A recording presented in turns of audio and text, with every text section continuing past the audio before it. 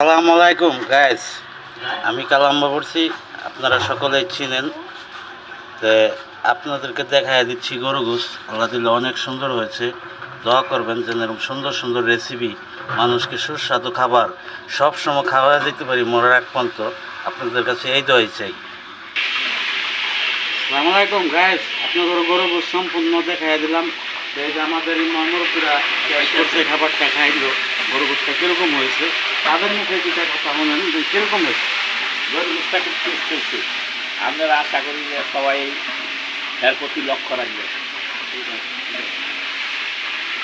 তাহলে গাইস, আপনার ঘরে এই যে দেখাই দিলাম গরু গোস, ময়মরপুরা খাইলো, টেস্ট করলো, দেখতেছো। তা আমার জন্য দোয়া করেন যেন ভালো ভালো রেসিপি, ভালো ভালো খাবার মানুষকে খাওয়াইয়া মরার এক পর্যন্ত মানুষের দোয়া নিয়ে যেতে পারি। আপনার কাছে এই দোয়াই চাই। আসসালামু আলাইকুম।